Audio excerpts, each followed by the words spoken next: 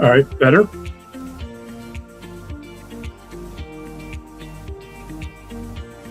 You're still not hearing me.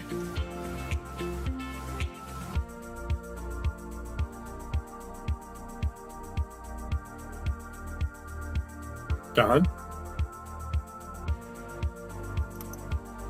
Can you hear me?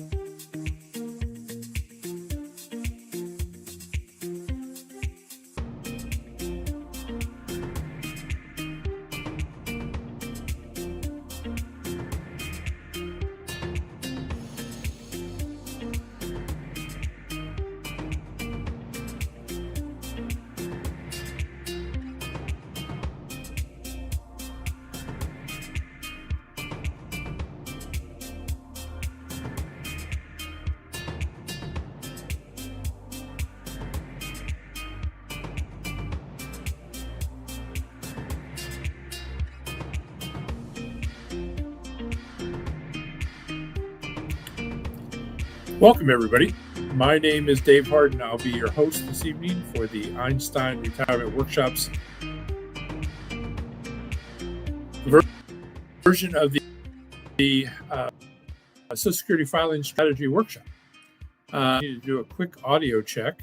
If you would be so kind, if you're on, thanks for joining early. If you'd use the chat function on the right side of your screen and just let me know that you can hear me. We've got a couple different channels, so I need several of you to do this. It would be really, really helpful for us. so we can get going forward. I have some trivia we can do as soon as we get this done to keep you entertained until the top of the hour, which isn't that far away. But if you can hear my voice, let me know that you can hear me. Just give me a thumbs up or sounds good or audio is fine. I'm in Pennsylvania tonight. If you want to tell me where you're at, that would be great. Just what state you're in. I always like to see that. And we'll go from there.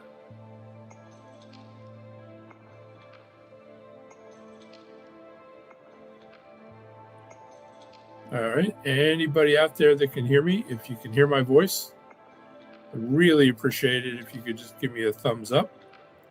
Let me know that you can hear me.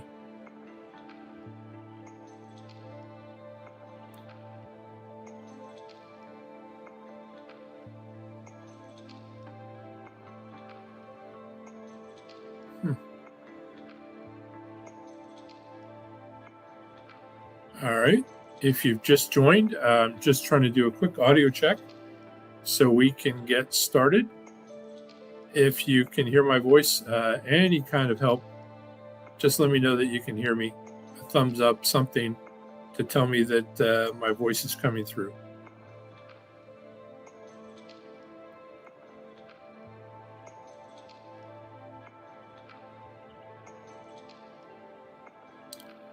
We don't have that many people on, so if you're on listening to me, I'm probably speaking to you. It would be really helpful if you could let me know that you can hear my voice.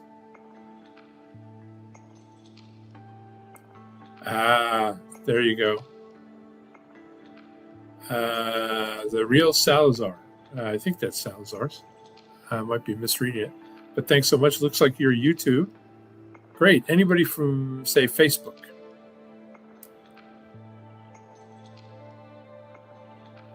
If you're on Facebook and listening to me, a quick thumbs up or audio good. There you go. Thanks, Charles. Appreciate it so much. All right. We are audio good. Thanks, Deb. Appreciate it. Okay. I'll ask our tech team. Thanks, Charles, again. Appreciate it. Oh, you're on Facebook. Good.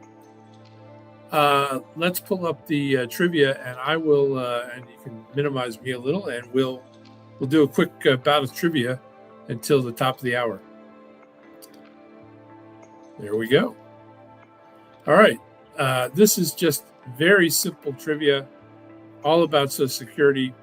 I'll read the questions. They're all multiple choice, so super easy for you to participate. They're all A, B, C, or D are the answers. You can put your answer in the chat function, just like we did for the audio check, and then we'll get going. All right, here's the first one. The first three numbers of your Social Security number are derived how? Did they come from, everybody's got 9 numbers, 3, then 2, then 4. Those first 3, where do they come from? Is it the zip code of your birth city? Is it the zip code of the issuing Social Security office? Is it that they're random? Or is it the state where you were born? Hi, thanks, Marie from East Hartford. Appreciate it. What do you think? A, B, C, or D? A is zip code of your birth city. B, zip code of the issuing Social Security office. C, random. D, state where you were born. What do you think it is? A, B, C, or D? That's interesting. Got some A's. Got some C's. There's several D's. I'm assuming 4 is D, so we'll go for that. So I think D's are winning right now. Interesting. All right. We'll do a quick drum roll here, and let's look at the answer. It's B. Did anybody have B? There's another D. There you go. It's the zip code of the issuing Social Security office. So if you're like me, if you're a baby boomer, and I'm assuming you all are, you went someplace when you got a job, because we didn't get them when we were born, even though our kids probably did. You went to some place, an office, and that location was actually representative of the first 3 numbers. Their zip code represents the first 3 numbers of your Social Security number. If you and your brother or sister went to the same place, there you have the same exact first three numbers that you do. All right. Why have more than 40,000 people, excuse me, claimed 078051120 as their Social Security number? Is it A, that number was stolen and sold over 40,000 times? B, the Social Security machine got stuck on that number and issued it to 40,000 different people? Or C, it was a copy of a real Social Security card number that was included in a wallet sold at Woolworths to thousands and thousands of people? It's an interesting one. What do you think? A, B, or C? Again, first one is a stolen number, sold. Second one is randomly just machine got stuck and kept printing out the same number when people got new Social Security numbers. And then final one is a copy of a wallet sold to thousands of people at Woolworths. What do you think? A, B, or C? That's interesting. Lots of A's. Lots of A's. No D on this one. Lots of C's. C's and A's. Nobody's picking B. Interesting. Okay. All right. There we go. Let's take a look. There we go. It's C. We'll put this in the strange but true category. This is an actual story in the 60s of an ad exec at Woolworths prepping a wallet to go, marketing exec, go to market it. And he wanted to put stuff in it, like the picture frames that come with pictures of people who aren't your family. And he borrowed a Social Security card from his assistant, put it in there, sent it to the printer, and forgot to tell the printer that was a real card. Don't use it. That's how it happened. Strange but true. All right. Under what circumstances can you get a new Social Security card number, the Social Security number issued to you? You can get a card easy. You can do it actually online. But how can you get a new number? Is it A, religious or cultural issues with certain numbers? B, you're experiencing the ongoing issue of being the victim of identity theft? C, the number enables people to harass or endanger your life? Or C, or D, all of the above? So A, B, C, or D? C, I said people are getting B's really quickly here. So A is religious or cultural issues. B is you're experiencing issues of identity theft. C, it allows people to harass or endanger your life. D, all of the above. See some A's, see some B's, see some D's. Interesting. All right. All right, we'll give it 5 more seconds here. Oh, slurry of D's and C's. Okay. All right. Let's take a peek. It's D. So, in a sense, if you picked A, B, or C, you're still right. Every one of those qualifies as well, but all of them do. Any one of those will get you a new number. Now, that means that the Social Security Department will issue you the number. That'll take care of the IRS and Social Security. You're going to have to talk to the credit bureau, tell them what happened, prove that you did it, and probably a whole lot of other people too. All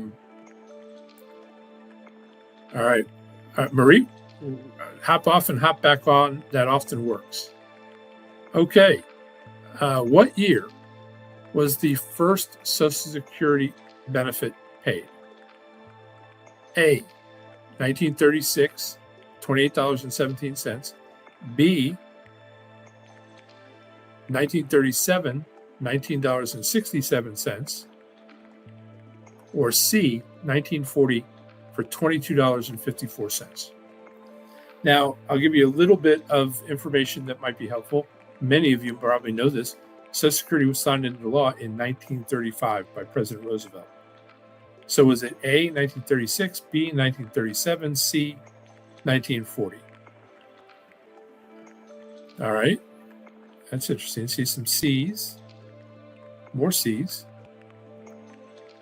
Interesting. There's an A. Another A.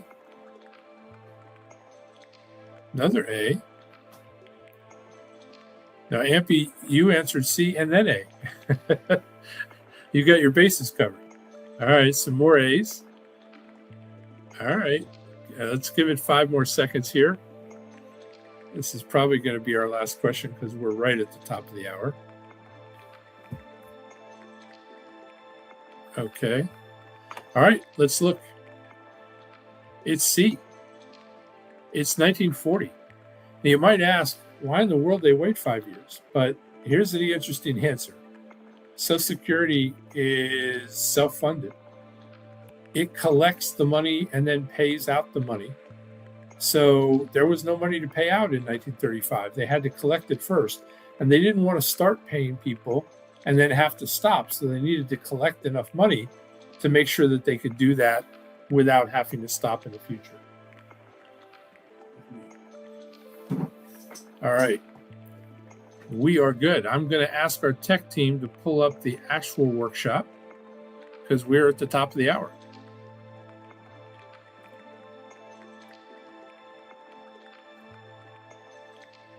Okay.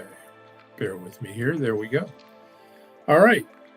Thanks, everybody, for joining. My name's Dave Harden. I'll do a more formal introduction in just a moment. Let me just do a little bit of housekeeping. I want to let you know this takes about an hour and 20 minutes. I'm asked that question frequently. So this is a great time to, if you need to go to the restroom or you need a pen or a paper or a pencil or a writing implement, something like that, it would be great. Ampy's saying she can't hear me. Can anybody else hear me?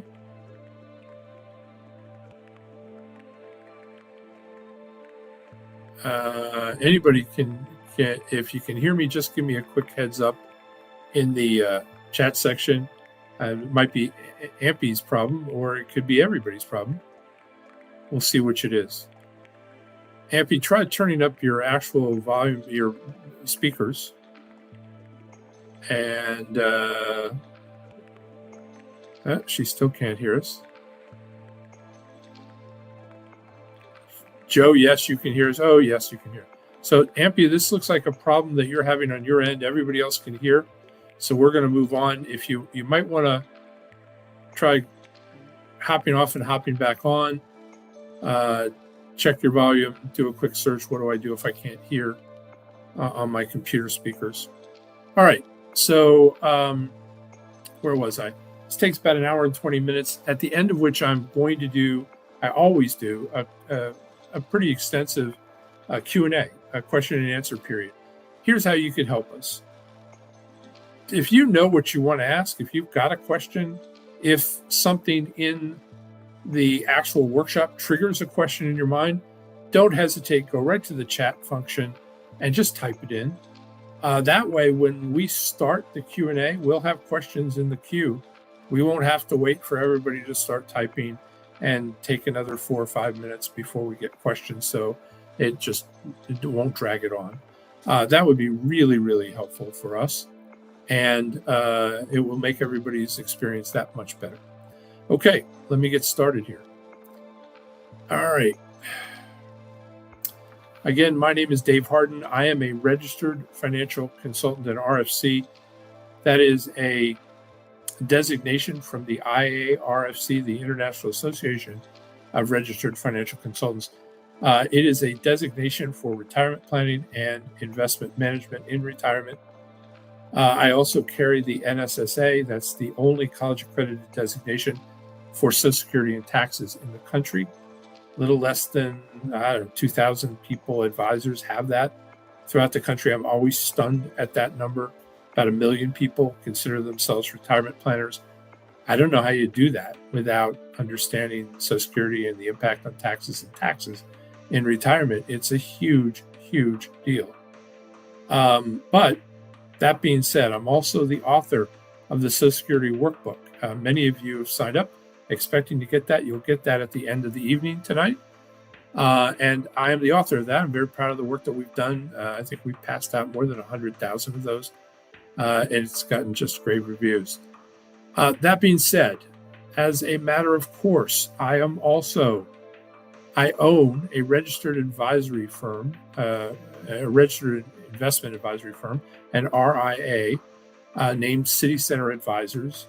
We have offices in a couple different locations. We have one in Michigan, one in Colorado.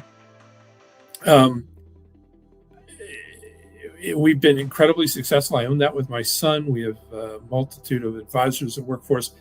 I think this morning was 1,236 client accounts spread over 43 different states. We've been successful beyond my wildest dreams.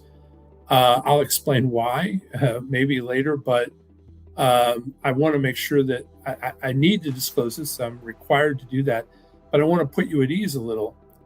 I'm not here to talk about investments tonight. I'm not going to give you tips on stocks, and that's not what we're going to talk about. We're going to focus on Social Security, what it does, and the taxes that affect it. And for that reason, we're going to move on. But I needed to tell you this because I'm required to. All right. Why are we here? Why is Social Security such a big deal? Every day, 10,000 baby boomers turning 65. More than 70,000 a week, more than 280,000 a month. In fact, this year, this 10,000 has been true for almost a decade, but this year it's almost 11,000. Last year, 3.64 million people turned age 65, and it's going to continue for the next 10 or 11 years. It's a huge deal. But maybe more important than this is the fact that 65% of retired middle-income Americans, that's more than half of us, almost 2/3 of us, derive more than half of their retirement income from Social Security. Social Security plays a vital, important role in our retirements. You can't get away from it. And then since 1985, American corporations have eliminated more than 84,000 pensions. I don't mean 84,000 people. I mean 84,000 corporations. Some of them had more than 100,000 employees. One day those employees had a pension. The next day they said, no, we're not doing that anymore. When I first started in the industry in the late 70s, we referred to retirement as the three-legged stool. Your Social Security, your pension, and your savings. These days, it's just a two-legged stool for the vast majority of us. And then maybe the most concerning statistic I'm going to tell you tonight. 46.1% of Americans, that's nearly half of us, currently pass away with less than enough to fund their own funeral. We die pretty much broke. Now, it would be great. You know, my stepfather used to joke about the last check he wrote, he hoped would bounce. But that's not what I'm talking about, because timing just doesn't work that way. What happens is that we end up broke long before we are out of this world. And that is a disturbing statistic. And if you don't know why that happens, and I wouldn't be surprised if you don't, it's one of those things that you've got to be curious about, because if you don't find out, if you don't check this out, if you don't understand why this is happening so frequently, how in the world do you prevent it from happening to you? It's one of the things that we'll talk about tonight. I think you'll be surprised at the reason. All right. Do you insure your home? Of course you do. Your car. I live in Pennsylvania. I don't have a choice. How about your health? Yeah. Of course you do. It's called Medicare. If you're over 65, you're here talking about Social Security. It's how you insure it. And it's interesting because your insurance policy, your health insurance policy, is a government-sponsored health insurance policy called Medicare. Nothing wrong with that. And then you might ask the same question about your retirement. Same thing applies there. Social Security is an insurance policy. It's a government-sponsored retirement insurance policy, and you've paid dearly for it. I always get concerned when I hear people talk about Social Security as an entitlement. There are parts of it that are. If you work for 5 years, you get disabled, and you collect a check for the rest of your life. You took part in an entitlement. But if you pay 40 years, 50 years of your hard-earned money into Social Security to get a check that's compensatory with the amount that you paid in, that's not an entitlement. That's an earned benefit. And that's exactly what Social Security is for the vast majority of us. So look, when you're planning your Social Security, the first question is, how long are you going to live? Because when you choose Social Security, it has a lot to do with what you think your longevity is going to be. Or at least most of us think that's true. Here's the thing. This is census data. If you're a single male age 65, you today have a 50% chance of living to 85. Probably doesn't surprise anybody. You have a 25% chance of living to 92. Now, most guys that I know do not think they're going to live over 90. But this is a 1 in 4 chance. If you're a single female age 65, 50% chance today that you are going to make it to 88. 25% chance, 1 in 4% chance, 1 in 4 chance that you make it to 94. And if you're a couple, two people who care about each other, age 65 couple, the male in that couple has a 50% chance he's living to 92. He just doubled the odds of making it to 92. And the female, listen to this, a 50% chance you're living to 97 today. See, people go, wait a minute, I thought the life expectancy was like 80, 79, 80, 81. Yeah, from birth. That includes infant mortality. That includes those crazy things that you and I did when we were teenagers that we don't know how we lived through. That includes all that. It includes early childhood diseases. It includes all that. But once you make it to 65, it's surprising how long we live. This is one of those things that you have to take into account when you're figuring out how long you might live and how you should take your Social Security. This is Ethel Carterham. And I apologize, I need to change this. She's 116, not 115. She's the oldest living person in the world. She is followed. There's this long line of people going back to, I can't think of her first name, but her last name is Brown, who lived in Jamaica. This is probably about 6 or 7 years ago. She died at 122. Jean Comet died at 127. She was French. What's really interesting right now is Naomi Whitehead. Ethel is English. She's British. But Naomi Whitehead is 115. She's the second oldest living person in the world. In fact, she turns 116 in August. She's from America. She's an American citizen. In fact, Americans are living longer and longer and longer. Now, many of you know this because you have parents, they call us the sandwich generation for a reason. Our kids have moved back into the basement and our parents are upstairs and we're taking care of both of them in some way or the other. It's just who we are. Or, like my wife's mother, who lived with us for a long time, and then she tried to set the house on fire trying to make dinner for us one night when we were 15 minutes late to switch out with a caretaker.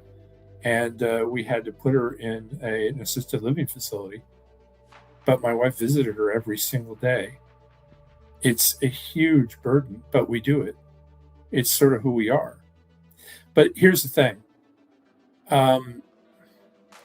We're living longer and longer and longer. And you have to factor that in. I guarantee you, there's a lot of people on here tonight. I guarantee you there's somebody here with parents or grandparents over 100. It's just who we are. It's what's happened. And when we're factoring in that, we have to consider that we might live longer than we think we should or would, or longer than we actually want to. I'll tell you this, though. I've been doing this a really long time. People who tell me at 70, I don't want to live to 90. At 89, all of a sudden, 90 looks really good. And at 90, 91 looks even better. We are built to want to keep going. It's just who we are. I don't mean always, but the vast majority of us fall into that category. Here's what we're going to cover today. Benefit basics, how Social Security works, strategies for married couples, options for divorced individuals, options for widows and widowers. Now, if you're single and you're going, what about me? Wait a minute. There's plenty here for you. All of these, look, Social Security was made for the single person. These are the offshoots. But do you see that word taxes? Man, do you got to pay attention to this. Everybody here does. It is the burden of baby boomers right now. And most of us are unaware or don't know how it works. And it is to your detriment if that's the case. It's one of those things that you really have to have a handle on. And you need to have it early in your retirement or before you retire is absolutely better. And then why it's so important to coordinate your benefits. All right. How do the basics work? You need to qualify for a benefit, a retirement benefit. You needed to work at a Social Security cover job, a place where you paid into Social Security, and then your employer matched that. Then they take the highest prorated 35 years of earned wages to calculate your Social Security benefit. They add them all up. They prorate them first. Then they add those all up, the top 35, not in an order, not the first 35 or the last 35 or the middle. Each individual year is measured by the prorated amount, and then they take the top 35, the largest 35 of them, add them all together, and then divide by 35. Pretty simple. But here's a caveat. What if I don't have 35? What if I have 34? Well, they do the same thing. They prorate them or from the actual time. For instance, if you were thinking about 1982 and you made $25,000, you got to multiply that times about 4.5. So almost $130,000.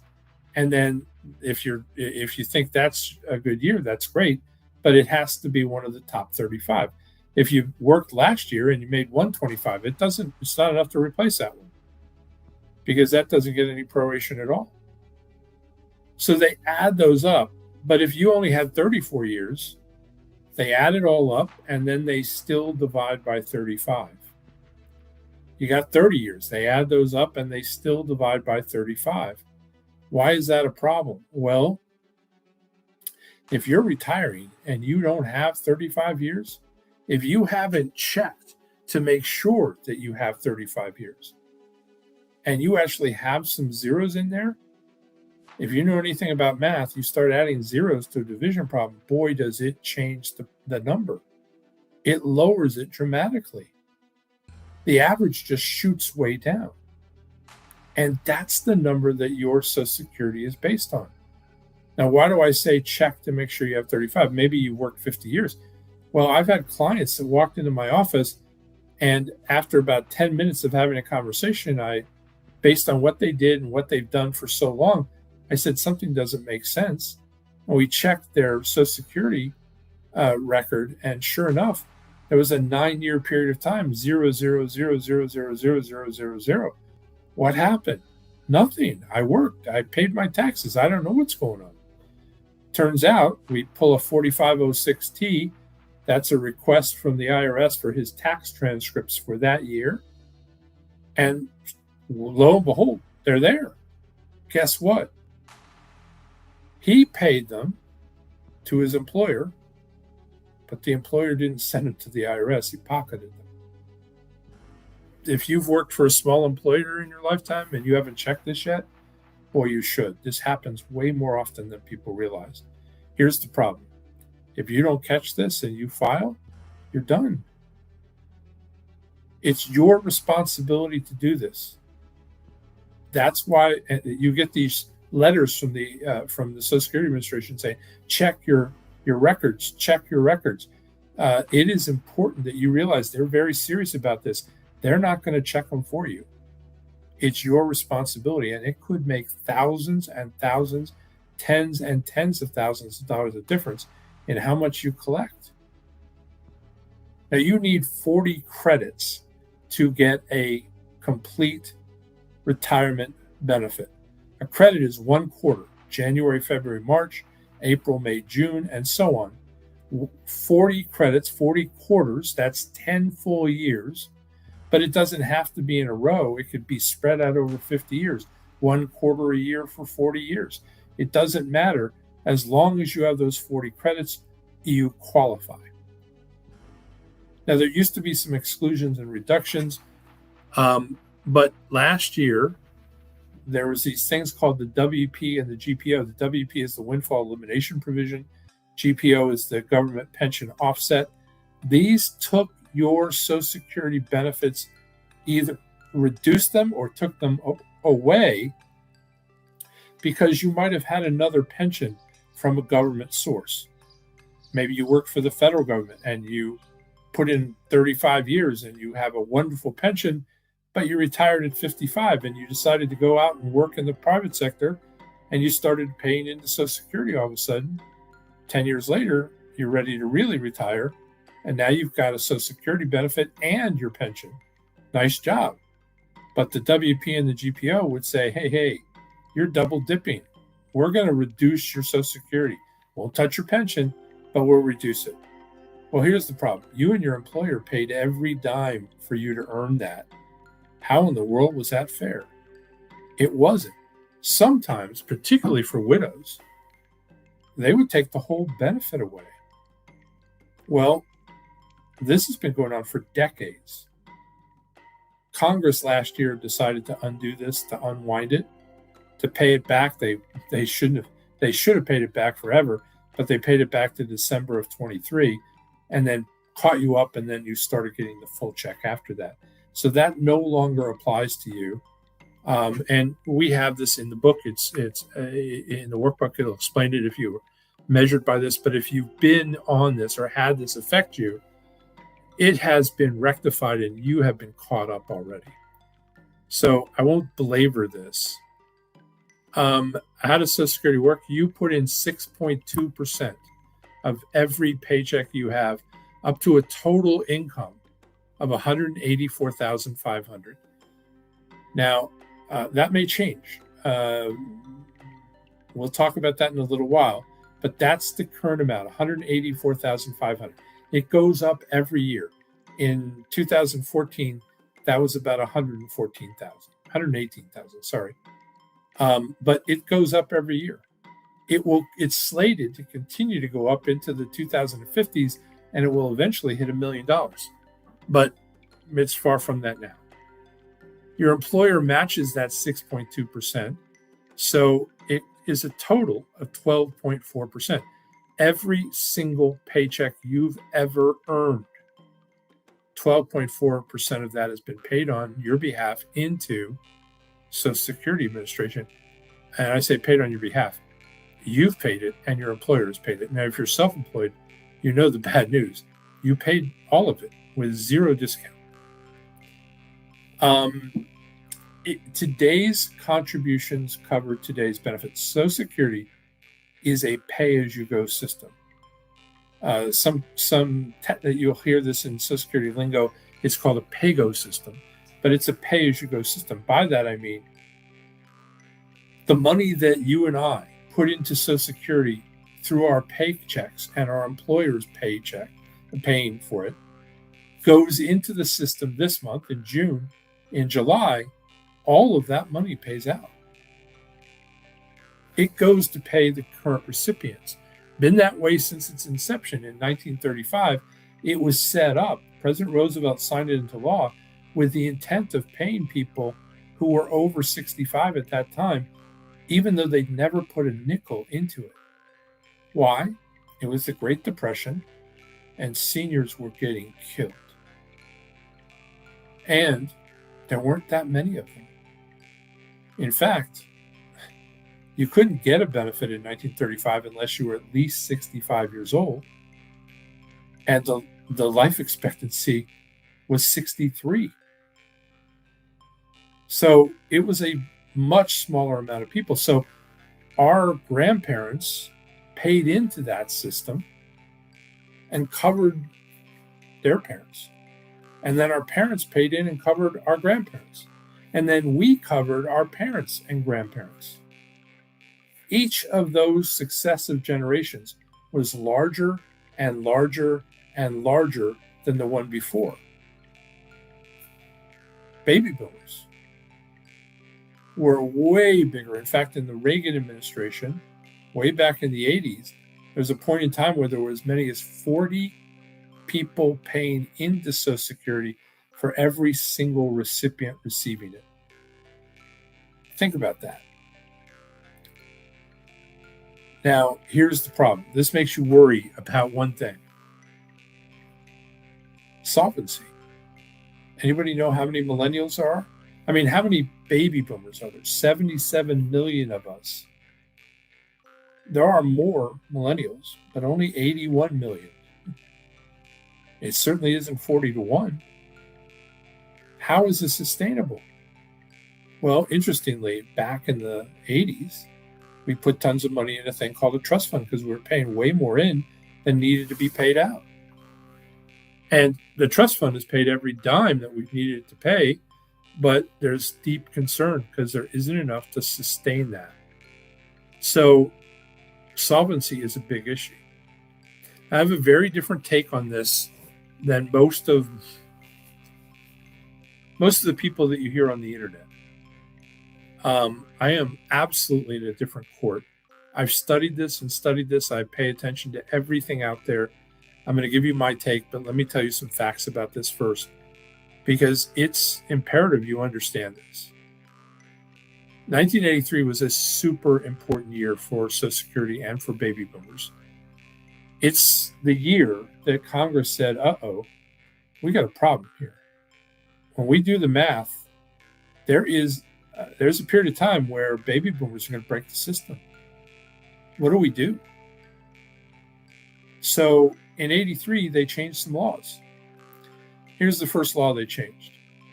That when they recognized it was in the red, they had Social Security send a letter to every single one of you. Now, I don't know if you remember the letter. You actually received it in August of 1983. And my wife and I got ours on the same day. I was stunned to get it. Let me paraphrase what it said. Welcome, future Social Security recipient. Since its inception, Social Security's full retirement age, FRA, has always been 65. But if you're born after 1943, before or through 1954, it's not 65 anymore, it's 66. And if you were born after 1954, for each year add 2 months. So 55 is 66 in 2 months, 56, 66 in 4 months, until you get to birth year 1960, where it will cap out at 66 in 12 months or 67. And then everybody 1960 or later is full retirement age 67, 2 years later than it was at its inception for all of your parents and grandparents. Now, I don't know if you remember the letter. I remember it distinctly. I remember going to work the next day and having a conversation at the water cooler, coffee. I was drinking a lot of coffee back then, so it was probably the coffee pot. And I'm voicing my concern, and out of the blue, somebody 10 feet away from us overheard me and sort of mockingly looked at me and said, "Hey, what are you worried about Social Security for? It's never going to be there when you retire anyway." As if there was no chance, with great disdain. And then they walked away. And I thought, oh my gosh, could that be possible? It turns out they were dead wrong. That wasn't even my concern, by the way, when I was having the conversation. It wasn't about solvency. It was about how many more letters am I going to get? Am I going to get another letter in 5 years that says, no, not 67, 68? And another 5 years after, no, not 68, 70. And maybe 10 years later, no, not 70, 75. Was I shooting at a moving target? That was my question. Turns out I've never gotten another letter, and neither have you. They've never changed that. But there's certainly issues about solvency. This is an interesting time. Social Security just released, literally last Friday, the Social Security Trust Fund did its audit, and annually they tell you what's happening. This says it's fully funded through 2035. We haven't fixed it since then. It's third quarter of 2034. And interestingly, the 83 cents, it roughly works at 83 cents on the dollar after that. That was true last year. It's true this year. They have enough to pay 83 cents of every benefit for as far as we can see. So this is not a Social Security's out of money problem. This is the Social Security doesn't have enough to pay the full benefit. It's a 17-cent problem. So look, there are multiple proposals. And the Senate subcommittee on this just had a meeting about 5-6 weeks ago.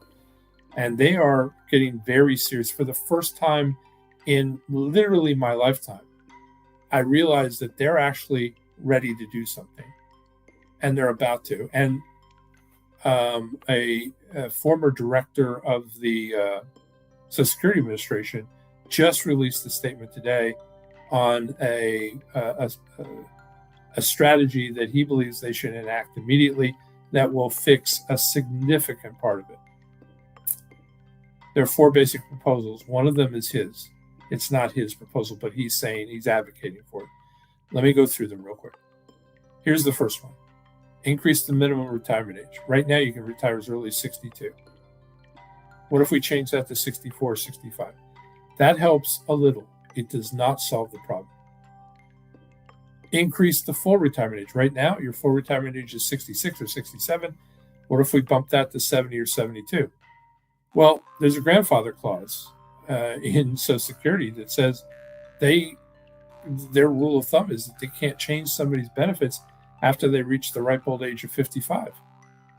So it wouldn't fix the problem for us. Might fix it for our kids or grandkids, but there would still be this huge gap. Here's the one that absolutely fixes the problem. Increase the payroll tax. Right now, we pay 6.2. Our employer matches that for a total of 12.4. 5 years ago, the OMB did a study that said a 1% increase, 0.5% to you, 0.5% to your employer would have fixed this for the next almost 70 years. They didn't do it. So it would be more now. Every year they wait, it would be more. But something's got to be done. Here's the only other thing, and it's not on the sheet. It's actually what the former director suggested today. Right now, we only collect Social Security tax on $184,500 of income. Bump that up. Bump it up a big amount. Make it $1 million. Make it $5 million. Make it $100 million. Who cares? Start taxing on all of their income. If we did that unlimitedly, almost fixes the problem completely. I mean, really, completely. Now, look, I want you to understand how big a deal this is, but I also want you to understand it's not going to happen. I mean, they're going to fix it, but they're not going to stop paying you. And here's why I know that. I was at a conference last year. There was actually only part of it was about Social Security, but 2 former directors of the Social Security Administration were there, not the one that made this suggestion. Um, and they both they did this wonderful um, workshop, and then they did a Q&A, just like I'm going to do this evening. And the first question was absolutely, everybody knew it was going to be about solvency because it's the topic of our time. And both of them said the same thing. Not going to run it, not going to not pay benefits, not going to not pay all benefits. How do you know? We just know. Well, how are they going to do that? Don't know. Don't know. The worst case scenario is they just raise the debt. But then the first one said this, looking COVID 5 years ago, in the middle of COVID, at the very beginning of COVID, in the first 2 weeks of COVID, our Congress passed a law spending $5 trillion with a T, dollars on COVID relief through programs to help businesses and individuals, giving them thousands and tens of thousands and some hundreds and hundreds of thousands of dollars out of the sky, blue air. They didn't pay for it. They didn't earn it. None of it was paid back. Worst case scenario is you paid tax on it the following year. Oh, isn't that terrible? I'll take all the free money I can get if I have to pay tax on it. That does not bother me at all. But they just paid it out. Not a single recipient of that earned it, paid for it, contributed to it in any way, shape, or form. You spent 40 years, some of you 50 years, earning your Social Security benefit. Do you really think they're going to take and not pay you 100% of what you were promised? This wasn't a, hey, and by the way, you didn't earn a phantom benefit. You earned a specific benefit with rules about what you get and how you get it. And look, they don't pay you more than you earned ever. That's the first guy. The second guy said this, and it's even more compelling. Here's the problem. If they don't pay you, well, here's why they can't not pay you. It's an obligation of the United States government, backed by the full faith and credit of the government. If our government didn't pay its debts, the system collapses. Can you imagine if this month people went to go collect treasury bills and the government said, we're only going to give you 83 cents on the dollar because we don't have it? What do you think would happen? In a week, our country would be financially dead. The dollar would be worthless. Depression would set in. It can't happen. The full faith and credit, our entire financial fiscal system depends on it being done. It would demolish everything we know about America. We would be a third world country overnight. It can't happen. Here's the third one, and I'll tell you, this is mine. Medicare doesn't have enough money to pay its benefits right now. It hasn't had for years and years and years. The trust fund, the Medicare trust fund, pays a big portion of it, but the rest, guess who pays? The general fund of the United States Treasury. Already happening. So when they tell you, they're going to cut your benefit, that's happening right now with Medicare. And nobody's telling you, we can only pay 83 cents on the dollar. You have to cover the rest. Nobody's saying that. They just pay it because you earned it. They have no choice. So when you hear these people who are on the internet telling you, you better take your benefits as early as possible because the government's going to run out of money, you have to understand why they are motivated to do that. And I will tell you this right now. If I put out a video, hundreds of thousands of people have seen us do these workshops. But I know guys, there are many guys out there that do this, but I know there's one out there, I always laugh at it. who drives around, no credentials, no background in finance, no background in Social Security, but he has an opinion and he makes it sound really compelling. He drives around in a Winnebago, stops at places that are scenic, gets out and pulls out his iPhone and does a recording and then posts it on YouTube telling you that the government's running out of money. You better take your Social Security ASAP. And in a week, he'll have 1 million views. Now, I know what his motivation is to do that. You get 1 million views on YouTube, you make a lot of money. He's funding his own retirement. But he's trying to ruin yours in the process. He doesn't understand what he's saying. And he has nothing to back it up other than if they stop paying you, you will have lost. Yeah, well, if they stop paying us, there's a much bigger problem than what we have or don't have. Our country's in trouble in a worse way than you can imagine. This will be fixed. Don't let them control how you think about it. Okay. How do you get your benefit? You get your full retirement age benefit, either 66 or 67. If you get 100% of it. If you file early as 62, you can take your retirement age benefit as early as 62, but you get less, 75% of your benefit. You give back a quarter of it. And then if you delay, for each year you delay, you get what's called a DRC, a delayed retirement credit of 8%. Now it's actually 2/3 of 1% per month. You don't have to wait a full year to get something. You get 2/3 of 1% per month. 8 times 2/3 is 8, or 12 times 2/3 is 8%. Well, those are not, by the way, they're not compounded, but they are stacking. So 8% plus 8% plus 8% plus 8%, 132%. The difference between taking it at 70 and getting 132% or taking it at 62 and taking the 75% is at 70, you walk away with 177% more than if you'd have taken it at 62.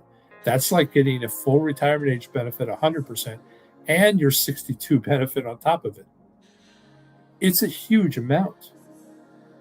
You cannot underestimate long-term how that will affect you. And by the way, the longer you live, it's one of the reasons I make sure you understand longevity is a big deal. And if you look, break even for most people between taking it at 62 or taking it at full retirement age or at FRA is somewhere around 79, or for some 80. If you live to 85, you've just given a lot of money back. If you live to 90, a ton of money back. It's a huge deal. But here's the interesting thing: when you're planning your retirement, it is far more about getting what you need and making sure that you don't invite unwanted shortfalls where you don't have enough money. Those are critical parts of this decision. It's not just about timing. 3 distinct Social Security benefits. Retired workers benefit, that's your benefit that you earn. Spousal benefit, that's not based on the spouse filing and getting a benefit that they earn. They get it because their spouse earned it and they're entitled to it. I've been married not quite 50 years. My wife, I have not filed. I'm waiting until my 70th birthday, which is in 8 days. In 8 days, I turn 70, and I've already signed up. I'll get my Social Security. But she can't get her spousal benefit until I'm collecting. No, doesn't matter what's going on with her, she can't get it. Once I collect, she can file and get it. No problem. And then widow and survivor benefits are based entirely on the deceased worker's contributions, nothing to do with the surviving spouse. All right, bipartisan budget of 2015, I'm going to go through in lightning speed, and I apologize for this. This was really important 10 years ago, less important 5 years ago, barely important now, but there's one caveat to it that's added called deemed filing that I have to talk about. I'll just summarize this. Used to be that you could, before 2015, I could have gone in on my 62nd birthday, filed, and then suspended my benefit. Why did I do that? Because if I filed and suspended, my wife could go in literally the next day and file for a spousal benefit and collect. She can't do that anymore because what I just explained. She can't get it unless I'm collecting on my benefit. But they took this away. And it doesn't matter. They took it away in stages. Some of us didn't lose it quite up front. But nobody on this workshop is born prior to May 1st, 1950. And most of us aren't born prior to January 2nd, 54. And if you are, you're already over 70. So it doesn't matter anyway. But if you're born after January 2nd, 54, you can't do this anymore at all. But here's the reason I bring it up. When they changed this law in 2015, they added a thing called deemed filing. Deemed filing means this. When you go in to file, used to be you could say, I'd like the spousal benefit, I'd like my own benefit. You don't have a choice anymore. The largest benefit available to you on the day that you go in and file is the only one that you can take. And the clerks won't even listen to you. They won't even pay attention.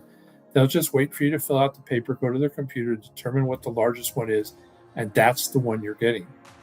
And once you take it, you're done. You can't change it. For this reason, used to be they had lots of options.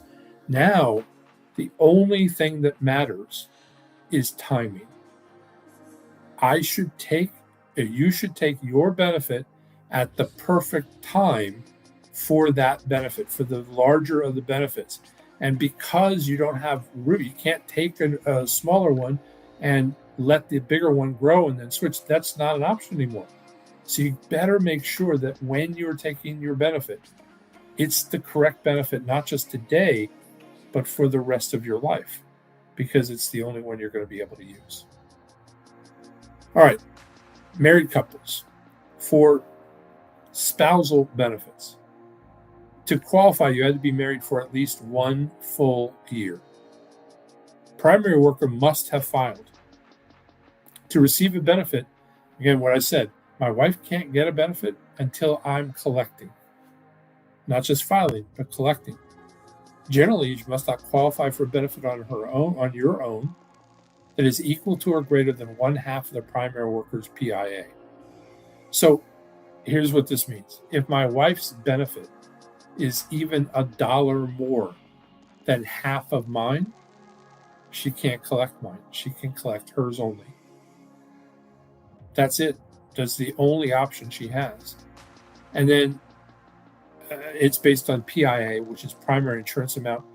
That's just a long calculation. It's in the workbook that'll explain how to figure that number out. But it's within $1 or $2 usually of your actual full retirement age benefit. And then you get 50% of that. So here's an example. John's primary insurance amount at full retirement age was $2,000. Jane would be eligible for 1/2 at her full retirement age. She would get $1,000.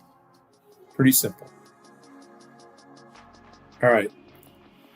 If you are taking your benefit at full retirement age, you get 100%. If you take it early as 62, you get 75%. Same thing applies to your spousal benefit. At full retirement age, you get 100% of 50% of your spouse's benefit. But if you file early on a spousal benefit, you get even less. Not 75% at 62, 70%. So in the example we just gave, John's benefit is $2,000. Jane's at full retirement age is half. She would get $1,000. But at 62, she gets 70% of half, $700. And then she gets that for the rest of her life. And then the DRCs, those wonderful 8% plus 8% plus 8% plus 8%, 132% at 70. If you delay taking a spousal benefit You don't get that. There are no delayed retirement credits on spousal benefits. The maximum benefit you can receive is at full retirement age. That's it. So if you delay, and this happens all the time, maybe you think it's growing. I've seen people do this over the years so much. Then they check, or they see a report or something that shows next year, hey, it hasn't gone up. It's the same amount it was last year, and it will be forever.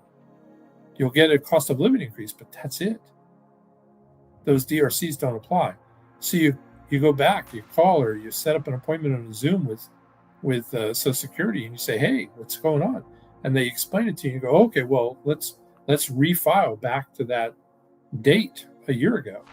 No can do. See, on my own benefit, I can file back up to a year, always up to 6 months, but in most cases up to a year.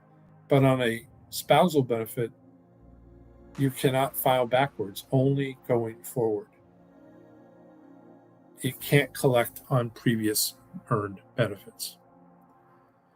All right, survivor benefits. At the death of the first spouse, the surviving spouse can receive a maximum of either his or her own benefit, no surprise there, the benefit of the deceased, whichever one makes more sense, whichever one's larger, right? Or 82.5% of the PI of the deceased if the deceased filed early. This is one of the reasons I get so upset about these guys telling everybody, file early, take your money as soon as you can, Social Security's going broke. Here's the thing. If you're married and you file at 62 and you die the next year, your spouse gets the smaller benefit. If you didn't file, they get your full retirement age benefit. It can make a huge difference because deceased spouses or surviving spouses don't collect two benefits. They only get one, the larger of the two. Well, you may have made a huge error. So this is happening so much. People are so influenced by this scare about whether Social Security is going to be able to pay their bills that in the last 5 years, 65% of us, 2/3 of us, collected our benefits before age 65. 40%, 2 in 5 of us, took our benefits at 62, the earliest possible date we could. This is having a massive effect on widows and widowers. So much so that the government now steps in and says, look, we did not know this many people were going to take benefits so early. And we just didn't see that coming. And so it has an unintended consequence that's leaving people without enough money. So here's what we're going to do. We're going to bump that 75% to 82.5%, as if you took it a year and a half later. Not much, but at least it's something. All right, most common mistakes: higher wage earner files early, short changes, survivor benefits. This happens all the time. And then both delay past full retirement age. No one claims the spousal benefit, just leaves it on the table, throwing money back to Social Security. All right, divorced spouse benefits. To qualify for divorced spouse benefits, you must have been married for at least 10 full years in a row to the same person.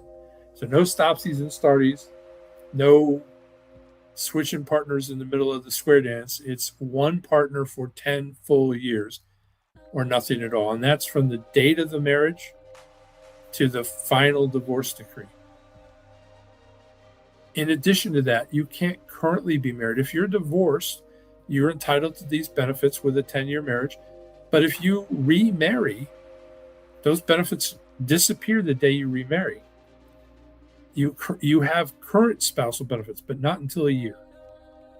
Now, interestingly, if your spouse dies, your second spouse dies, or for some reason the second marriage doesn't work and you divorce, the first marriage benefits that you were married over 10 years, they appear again. They are available to you at that point again. Now, same benefit amounts and reductions apply for early claiming as they do for regular spousal benefits. There's no difference at all between a spousal benefit and a divorced spouse benefit, with one massive exception. I told you, my wife and I, almost 50 years of marriage. She can't get her benefit. Well, she will be able to after July 1st. But she hasn't been able to get it. Her spousal benefit's a lot more than her own benefit, but she couldn't take it. But if we had been divorced for 2 years, that's waived. She doesn't need to wait for me to file. Even if I haven't filed, even if I never file, she's entitled to those benefits. She just has to apply. That's the only difference, and it's huge. All right, bipartisan budget act for spousal or divorced spouse benefits, same principles as for this. You cannot anymore do a file and suspend and go in and take the benefit while your own benefit. You can't. Those benefits, a file deemed filing still applies here as well. But if you're older than your ex-spouse and you're not currently married, you can claim your own benefit as early as 62 and then switch to a larger divorced spouse benefit when your ex-spouse reaches full retirement age. Listen to this. This can be done more than once if there were multiple qualifying ex-spouses with 10-year marriage histories. Now, I don't know how many people have multiple ex-10-year marriages, but I've seen them, many with 2. I've seen a couple with 3. I've never seen 4. That would take some serious timing. But if you have more than one, the government's so generous here, they'll let you pick and choose. You can take the smaller one, let the larger one grow until it maxes out, and then switch and take that one. This is the huge extra benefit that you should be aware of. All right, common mistakes that divorced spouses make, or common questions that they have. Do divorce benefits affect their current spouse, a current spouse? So is my ex's current spouse going to be affected if I file? The answer is no. They could have a current spouse and dependent children. They could have 2 ex-spouses. Everybody qualifies. Is my ex notified, or are they not notified by Social Security Administration if I'm claiming under their record? This is the most common question, and it's most often asked by the actual spouse that's being claimed against. Will they let me know? No, they won't, because it doesn't affect you at all. Here's the thing. Here's the only exception to that. If you're divorced, you have a 10-year marriage, you're divorced, and you are thinking about claiming, it's past the 2 years, and so you're entitled. Here's what you don't know. You don't know how much your ex-spouse made. You don't know if you qualify. You don't know what you would qualify for. If you can prove the 10-year marriage, a marriage license with a 120-month distance between that and the final divorce decree, you get the marriage license at the county you got married in, you get the final divorce decree from the court where the final divorce was decreed. You take those to the Social Security Administration, and they are required to give you the information necessary on your ex-spouse to determine whether or not you qualify. Now, here's the thing. They won't give you all the information. They'll just give you what you need to see if it makes sense and you can do it. That's it. All right. Widows and widowers.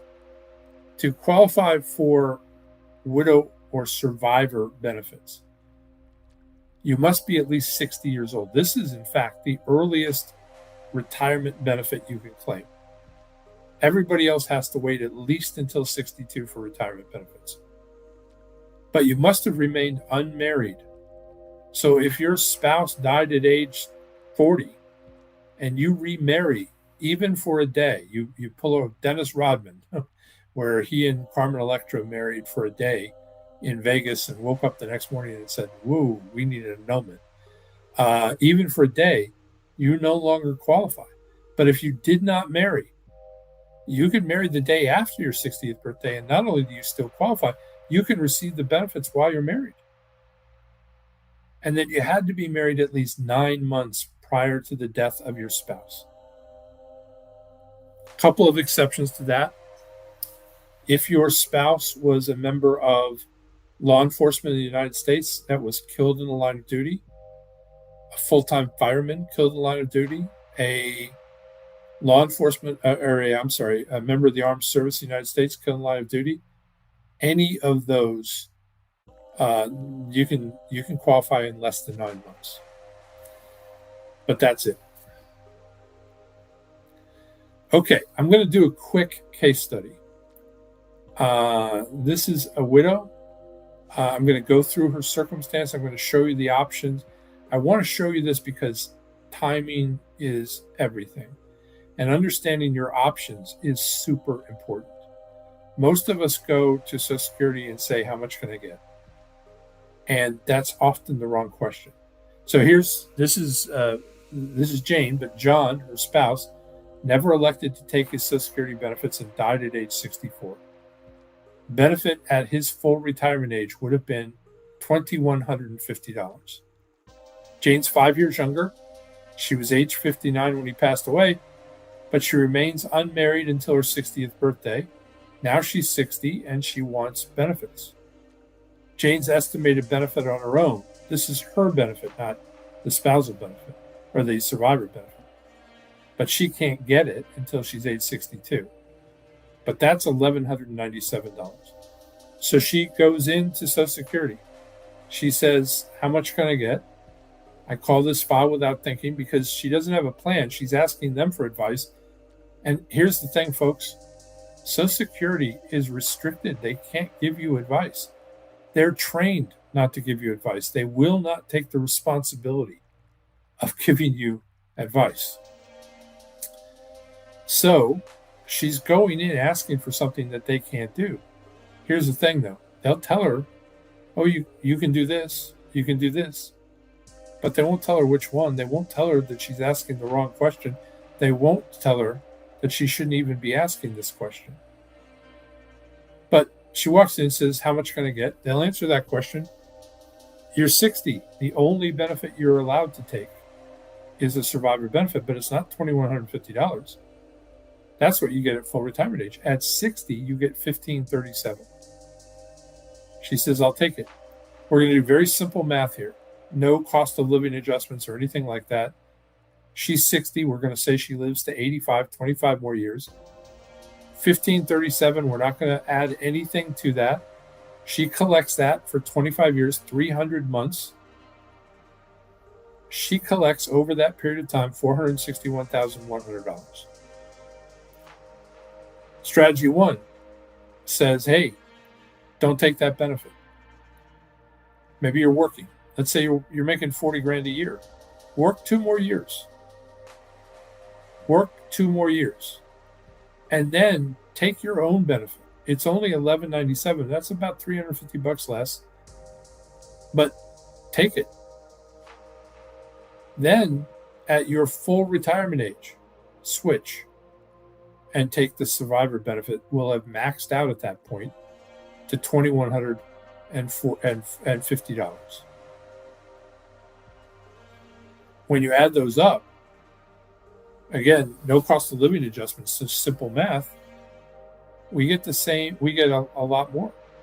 $538,835, almost $80,000 more than if she had taken it at 60. Now, strategy 2, I think, is the best option. She says, I don't have a job. I'm not working. I need the money. They say, okay, take that benefit, the survivor benefit, the $1,537, take it. But remember that other benefit, it's only $1,197, almost $1,200, but you don't even qualify for it until 62. But guess what? If you don't take it at 62, that's still your benefit. You can't take 2 benefits at once, but if you're not taking it, guess what? It grows. It grows all the way to full retirement age. And then it grows all the way to 70 with those DRCs, 8% plus 8% plus 8% plus 8% until you're 70 years old. And at 70, instead of the 1537, it's 2108. And it won't grow past that. It'll get cost of living, but that's it. That's when you switch. By doing that, you took the 538 in strategy one and you turn it into 563. More than $100,000 more than doing the first, I don't know what I'm doing, just take it strategy. It pays to know what's available and to keep track. All right. If you decide to take your benefit at 62, 63, 64, age 65, for some of you at age 66, and you continue to earn an income. Mind you, I said earn an income. I don't mean dividends. I don't mean pensions.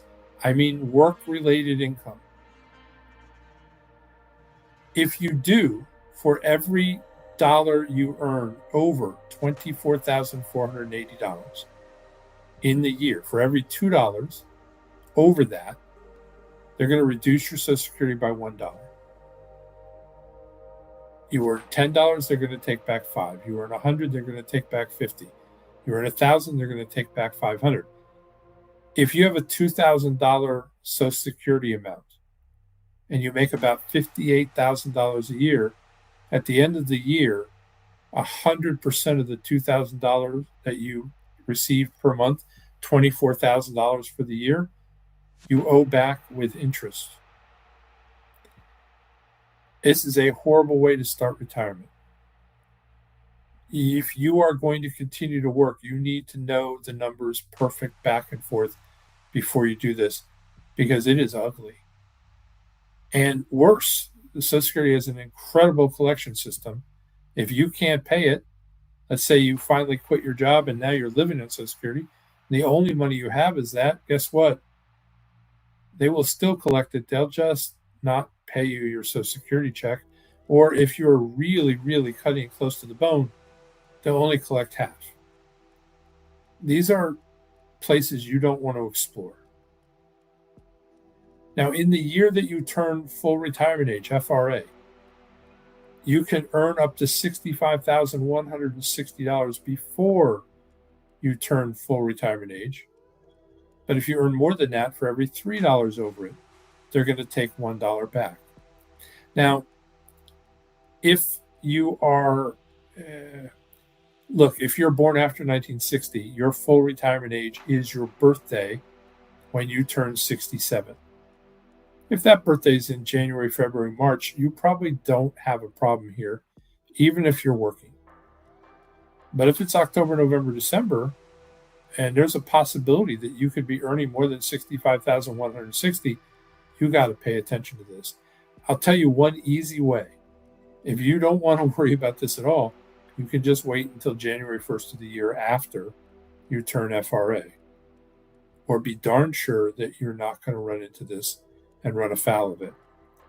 Now, once you've passed this, once you've hit your FRA, you can earn as much money as you want. You can earn $100,000. You can earn $1 billion, and there's no reduction in your benefit, but you will have a problem with taxes.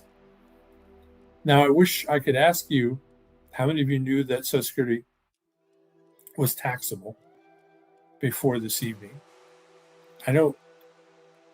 I'm surprised at how many don't know, but I've seen that number change. People are getting more and more aware that Social Security has a tax bill. Part of that is the One Big Beautiful Bill last year, where they said they waived taxes on Social Security. That didn't actually happen. It's a euphemism. They didn't take taxes off of Social Security. That would have been wonderful. But what they did is they gave you an extra deduction, $6,000. Now, if you're a married couple, $12,000. But they did that for 3 years, for 2025, 2026, and 2027. 2028, that deduction disappears. It's already, and you don't have to pass a law. It happens automatically, and there is no deduction.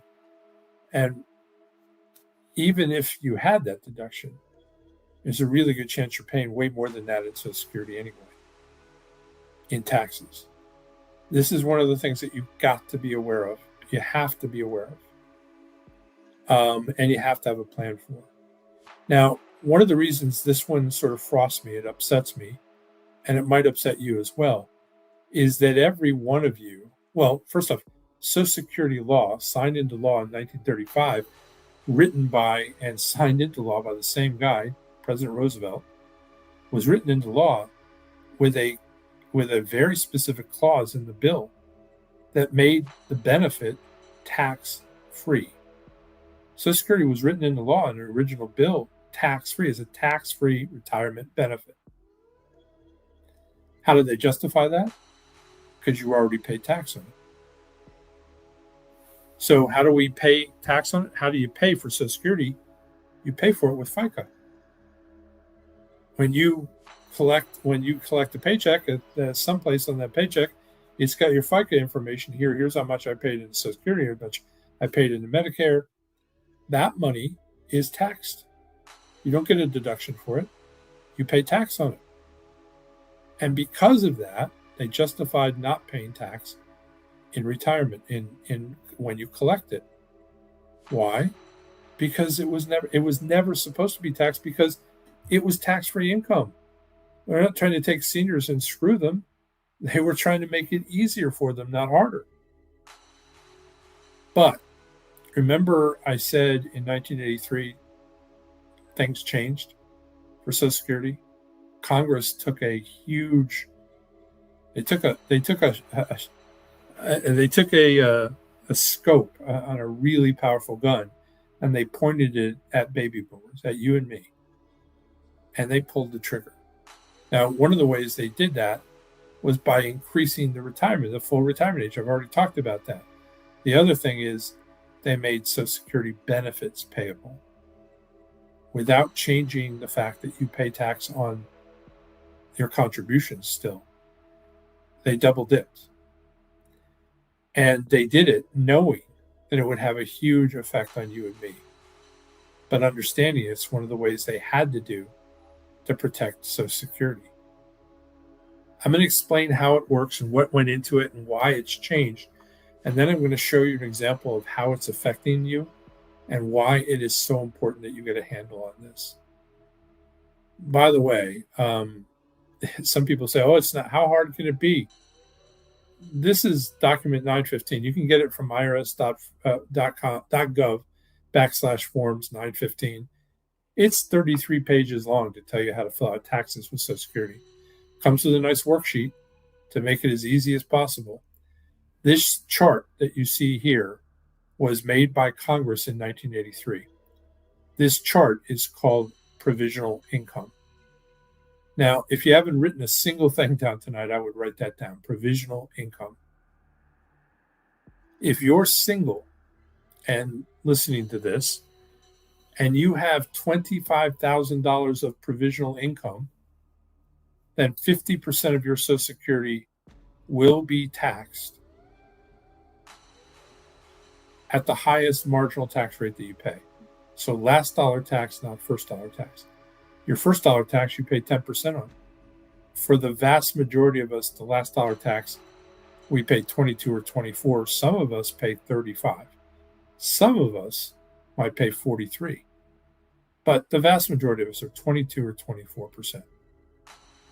If you earn $34,000 of provisional income, 85% of your Social Security fully taxable at the highest marginal tax rate you pay. Married couples, doesn't matter how you're filing, joint, head of household, separately, doesn't matter. Your combined provisional income is $32,000. 50% of your Social Security is fully taxable at the highest marginal tax rate you pay. If it's $44,000, 85% of it is fully taxable at the highest marginal tax rate you pay. Now, look, this is such a big deal.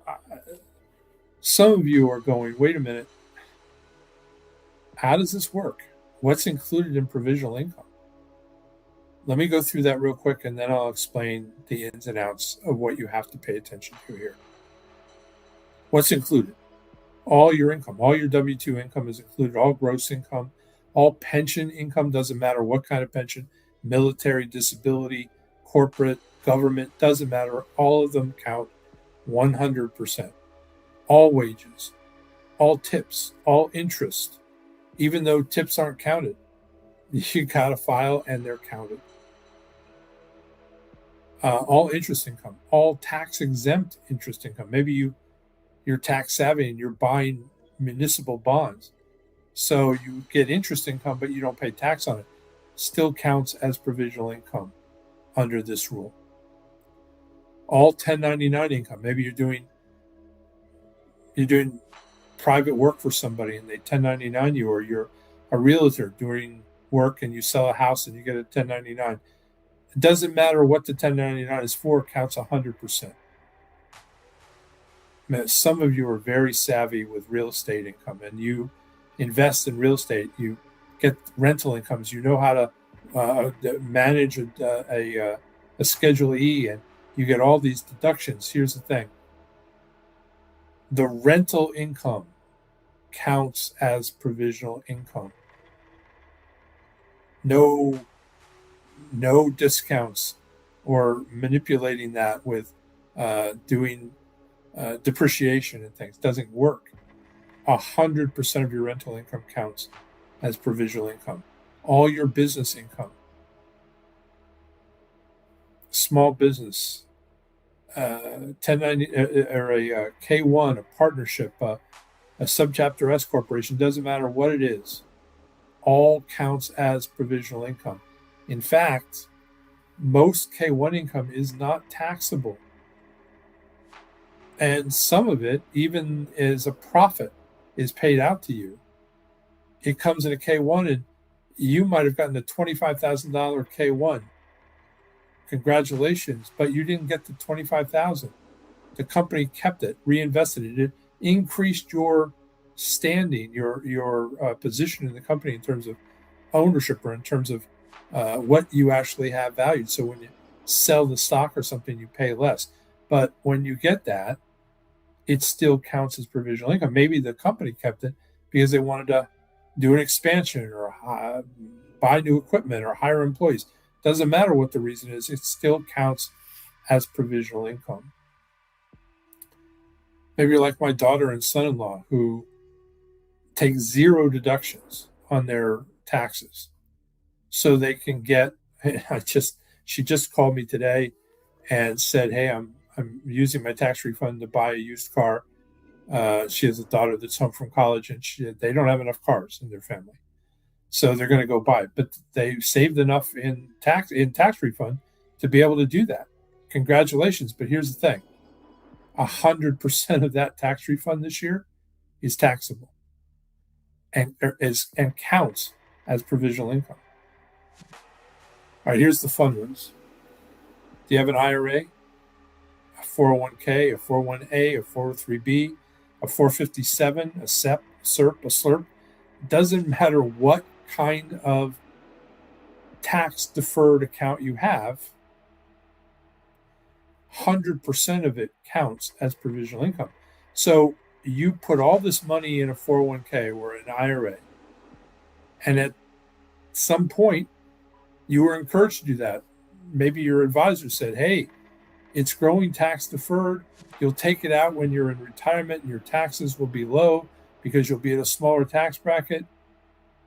What they didn't tell you is that you probably aren't going to be. Well, look, 15 years ago, we didn't know what the tax law was going to be today. We had a pretty good guess. But here's the thing. Most of you in retirement are going to be in the same tax bracket within 2% of the tax bracket you were in when you were earning, unless you're earning more than $400,000 today. You're going to be in the same tax bracket. What your advisor didn't tell you when they were encouraging you to put money in these things is that what if by doing this, you're not just going to pay tax on it at a higher rate later, which I got to tell you isn't the most wonderful thing in the world, but what if it also causes you to pay tax on something that you were never intended to pay tax on, your Social Security? In fact, something that you've already paid the tax on, because that's exactly what's happening. That why I say it may not be the smartest thing. Look, many of our clients, most of our clients have money in either 401ks or IRAs, something. They grew tax deferred. It's a wonderful way to grow assets. But, in 1983, if you took $1,000 and put it in a 401k, what'd you get? A 15 or a 20% deduction? Your tax rate was 15 or 20%, so you saved $150 or $200. But that $1,000 over the last 43 years grew and grew and grew. It turned into 2,000, 4,000, 8,000, 16, 32, 64. For most of us, it's over $70,000 if you just kept it in the S&P 500. Now, back then, I can tell you in 1983, I had 3 kids. Well, I had 2.5 kids. 2.5 kids, third one on the way. I had a house with a 17% mortgage. I had a car with a note on it. I had credit card debt. I got to deduct all of that. I don't know that I paid any tax. And I don't know that I paid any tax. But if I did, what did it cost me? Here's the thing. Now the kids are gone. The house is paid for. I don't get a deduction on car interest anymore. I don't get a deduction on almost anything. So now I pay tax on $65,000, $70,000. If I pay 20% of that, it's 22 or 24. But if I pay 20 on $70,000, it's 14 grand. I saved $150 and it cost me 14 grand. How good a deal was that? But look, that's water under the bridge. We can't change that. You are where you are. And it's wonderful that you've saved a bunch of money. My question is, what do you do to prevent this from getting it again and making you pay tax on something else that you were never supposed to pay tax on? By the way, 50% of your Social Security check counts as provisional income. 50% of the amount of money that you were never supposed to pay tax on counts to see if they can push you into the thing where you're paying tax on the benefits. That's where we're at. By the way, this has never been prorated. If Congress had prorated this at the same rate that Social Security is prorated, that $44,000 would be over $142,000, and I wouldn't be having this conversation. But they didn't. All right. I'm going to do one last case study. I see I'm running out of time, so bear with me. I'm going to go a little fast here. This is a very typical client, 64 and 62, just over $34,000 in combined annual Social Security income if they file for Social Security at 62, at the earliest possible time. Their starting retirement was right about $752,000 in 401ks and IRAs. They want to retire early because they've done well, right? Now, some of you are going, well, what do you mean? That's not enough. Well, I get it. But this couple with only $752,000 has a serious tax problem. Some of you are going, that's a ton of money. I don't have anywhere near that. Yeah. They also have a serious tax. They have a serious running out of money problem. They got it both. We're going to say 6% annual return on their investments, 3% inflation. They need $70,000 per year in inflation-adjusted after-tax income. And they're living to 86 or 89, respectively. Here's what this looks like. If they file at 62, they're walking away from $186,496 in Social Security benefits. And folks, I don't know if that seems like a lot of money to you, but they need every dime of it to survive retirement. Here's the worst part. They're walking away ignorant of the fact that they need every dime of it. But the worst part is they paid for it. They paid to get that. But they're saying, I don't care. I overpaid. I don't need it. I'm just going to walk away and take what I can get now. Here's what it looks like. This is a cash flow. The blue bars on that cash flow are their Social Security. The orange bars, that's their 401ks, their IRAs, their savings, their qualified savings plans. The graded line, that black line, the curved line, that's the adjusted income, the $70,000 per year in inflation-adjusted income. That's their income need. At the end of the orange bars, the white space, the empty space, is an empty space. They ran out of money 2/3 of the way through retirement. This couple, do you remember when I said 46.1% of us very early in this conversation end up in retirement dead broke, not enough to fund their own funeral? This couple started with $750,000. That's where they are. I could show you one with much more money that's in the same boat, and certainly with less money, way more often like this. This is one of those things that's preventable, though. I'm going to show you an adjusted cash flow. I'm going to take the exact same couple, not a dime more money. Let me just show you the difference of filing correctly. All I'm going to change is the way they file their Social Security. Look at what happens. It solves the problem. Now, it doesn't take Albert Einstein to figure out that I'd rather have this retirement than this retirement. But the only difference here, look at the difference. If you look at the very beginning of this chart at the bottom, they're filing their Social Security, but it's not enough. They have to start paying money out of their 401ks, their IRAs. If we look at the second chart, we postponed Social Security. They're still retiring at 62, but we're paying down the 401ks and the IRAs. Why? That yellow or orange money that you see there, they never pay tax on that. It's only fair you pay tax on that. You've never paid tax. That was the deal when you put it in.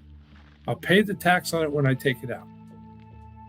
But the blue money, you already pay tax on. Why in the world would you want to pay tax twice on it? That's how we save this couple. And it's a huge, huge difference. So many of the people I have as clients had advisors before they came to us. Their advisor, they'd ask their advisor, when do I file Social Security? Oh, you've got enough money, file whenever you want to. Look, that could absolutely cost you tens of thousands of dollars. It is so important to know what is in store and what you need to do to make sure that you take advantage of everything to keep you in safety during your retirement. Look, over $100,000 less in federal tax if they don't run out of money. It's a big deal, a huge deal. $186,000 more in Social Security. Look, if you look at your statement, your Social Security statement, no cost of living, they won't show it to you. In October, they'll tell us what it's going to be in January every year, but they'll never predict the next year or the next year or the next year.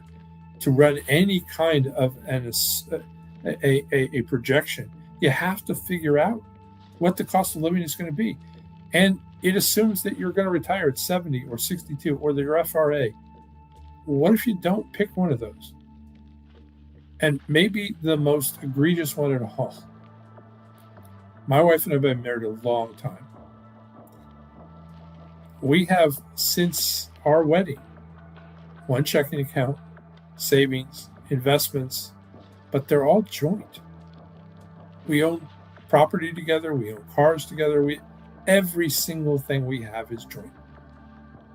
But Social Security looks at her record and my record, and will not show me what they look like together. It treats us like we don't know each other. That's crazy.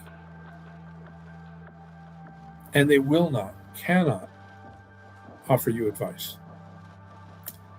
AARP says whether you're close to retired or just turning 50, you should check your Social Security earnings statements every single year.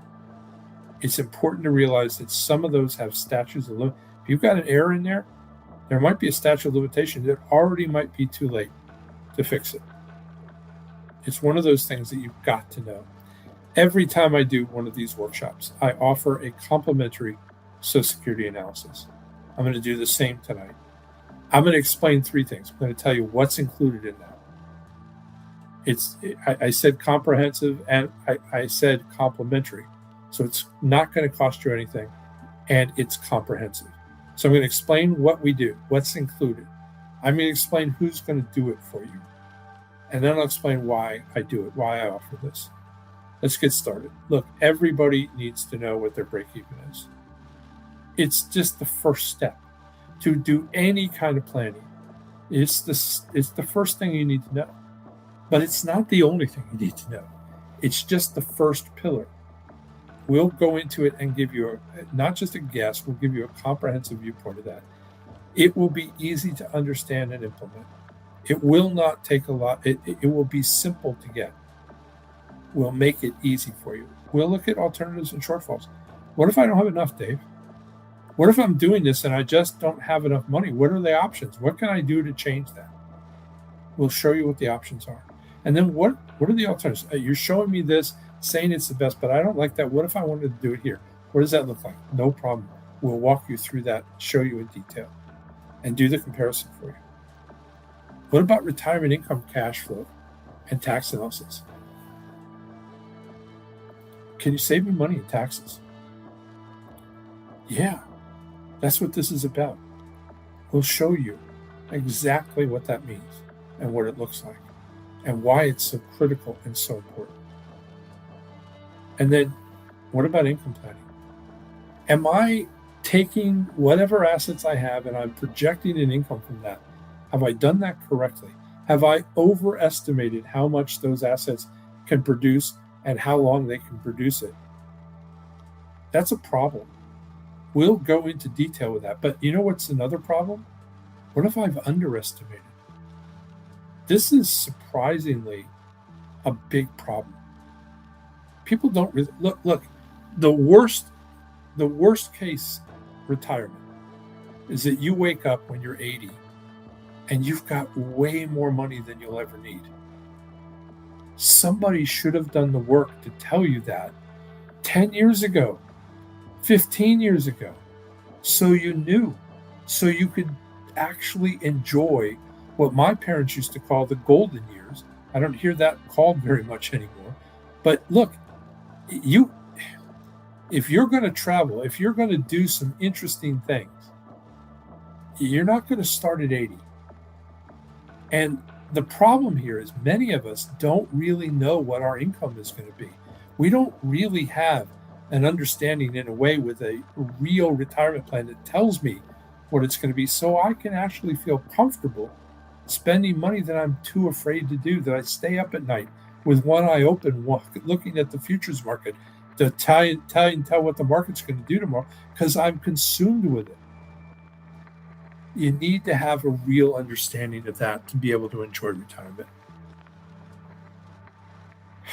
All right. And then what about Roth conversions? The only thing that I didn't mention about provisional income, the only thing that's not counted, is Roth IRAs. Do not count as provisional income. You can pull money out of those and it doesn't get you to pay tax on your Social Security. So should I be doing conversions? There's a good chance you should be. How much? When? What will it do? How much will I save? What's the plan for next year and the year after and 5 years and 10 years? How does that look and where will it end me up? We'll walk you through that. And then what about coordinating everything? Look, if you have a retirement plan and it doesn't coordinate everything, your pensions, your Social Security, qualified, non-qualified assets. It doesn't include taxes. It doesn't include projected revenue from Social Security and pensions. It doesn't look at 401ks and IRAs and TSPs and pension plans. You don't have a retirement plan, or at least not one that's worth much. We will show you what you have to look at to be able to do that, do it fairly. All right, if you haven't done this already, go to www.ssa.gov. That is the Social Security website. You will be able to, if you have an account, you'll be able to log in and download your statement. If you don't, you should. And you should take about 5 minutes to set up an account.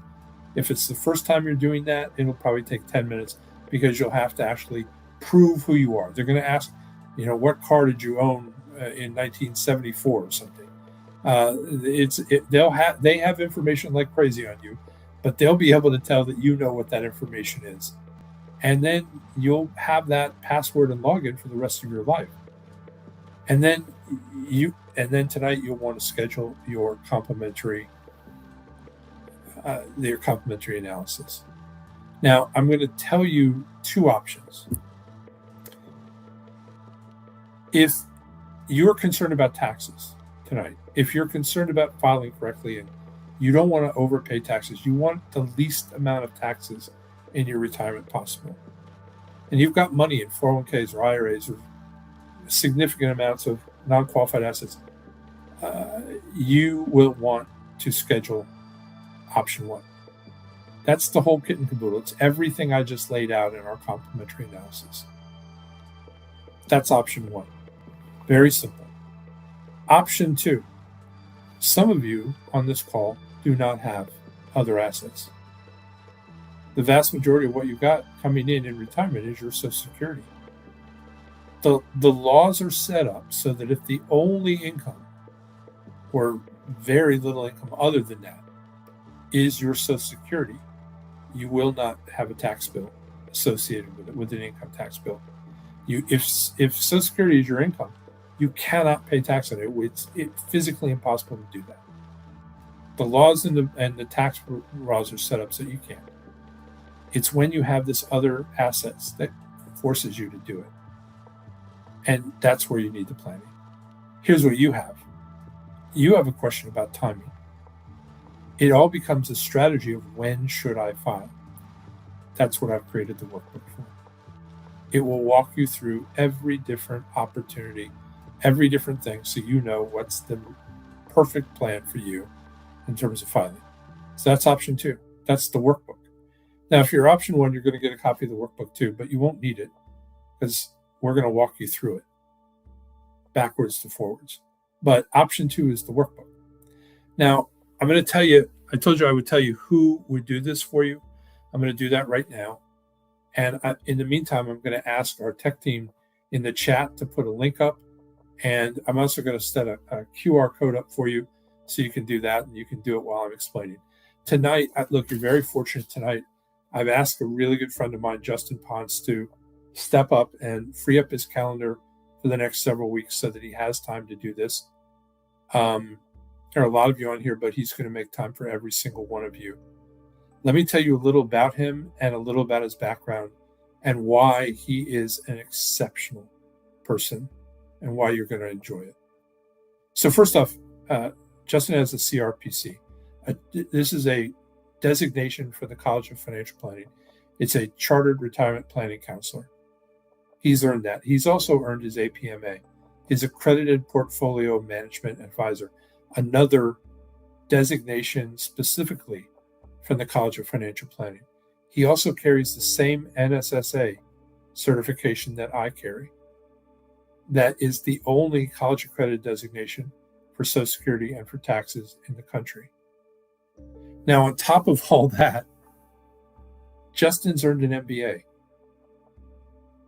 Less than 5% of financial advisors in our country have that level of depth of knowledge and understanding. Less than 5% have earned an MBA. He also carries a Series 66, which makes him, just like me, a fiduciary advisor. So look, I carry a Series 65. It's the same thing. The 66 is taken with another thing and makes it a 66, but they're essentially the same credentials and qualifications. It makes him a fiduciary advisor, meaning, in fact, we're a fiduciary company. Every single advisor in our company, including my son and myself, are fiduciary advisors. It's the only way we will do business. It means that we are required to act in your best interest, even if it's detrimental to us. Now, what does this mean to you? Look, he is trained in comprehensive Social Security and tax analysis and planning. And he has incredible attention to detail. One of the things I love about Justin is his ability. He's taught himself to do what's called active listening. Active listening is, instead of thinking about what he's going to say when you stop talking, he's actually listening to what you're saying. And because of that deep thinking and deep listening, he's going to hear things that you don't say sometimes as well. And he's going to be able to ask questions about it. It's remarkable. Look, there's so few people on this planet that understand what that means and who are able to quelch their own ego enough to actually want to hear the person that they're dealing with speak and talk from their hearts. Look, here's what I know about him. And here's what I've built my company on. I know, and this is, I told you I would tell you why we do this. Here's why. I built my company doing this. Much more than a decade. This is all I've done. This is the only type of way that I even try to bring on a new client, is actually going through the process without a commitment. It costs us thousands and thousands of dollars to do this. People pay hundreds and hundreds and thousands of dollars for the kind of work we do. We're doing it complimentary for you because it's an opportunity to show you what we do. And many of you will be wowed by it, overwhelmed by it. You'll be stunned. It will be unlike anything you've ever seen or heard. And many of you will go, we need more. And look, bless you if you do, bless you if you don't. You need this either way. But we have built our company on showing people what we do, absolutely with no commitment other than here's something that you need and we're willing to provide it. And I am confident that when you see it, you're going to love it. So much so that you might say, we need more. Look, there's absolutely no obligation and no risk to you. It comes with no caveat other than we want to show off. And we have something that when people see it, they're shown off. They really go, wow. And so will you. If you signed up for this, I wish I could, and maybe I will. Maybe I'll be able to talk to you afterwards and just ask for your feedback. But so many clients have told us that they never would have joined us if we hadn't done this. Look, you're going to want to do something like this. I'm a huge fan of Costco. I love Costco. I go there almost every weekend. It's crazy. It's crazy on the weekends, but I go because on the weekends, at every nook and cranny of the store, they're passing out something that they're cooking or frying or microwaving. Almost always something I've never seen or heard. And I like to try stuff. I go there because I like to try stuff before I buy stuff. That's what I'm doing here. Nothing else. I'm just showing you the goods and giving you something you really need with the hopes that you go, wow, more, please. That's it. All right. I'm going to ask our tech team to pull up the, thanks for being patient with me, pull up the Q&A.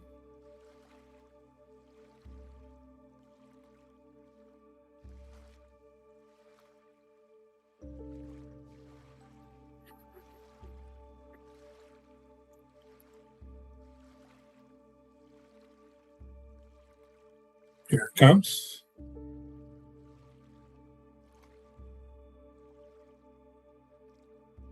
Bear with me.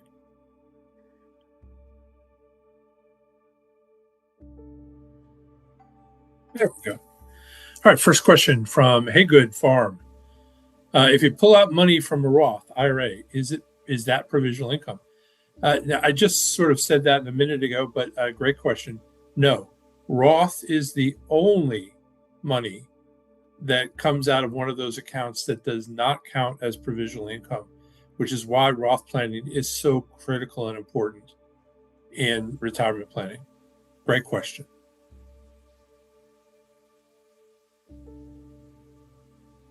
All right, and there we go, Lori. I have $5,500 in a 401k. Should I leave it or take it out? $5,500 is not going to affect you very much. The question, if that's it, if that's the only qualified asset, taxable asset that you have in retirement, it's not a big deal. But if you start getting to 100,000 or more, now you have to do some planning. So no, I wouldn't worry about 5,500 if that's it. But you would know if you have other assets and things like pensions and things. A good question, Lori. J Red, can you prove such to the IRS or Social Security without W-2s for those years the employer didn't pay taxes? Yeah, you can pull, you go to the IRS website and download a form. Go to irs.gov/forms, and then it'll ask you what form you want, 4506T.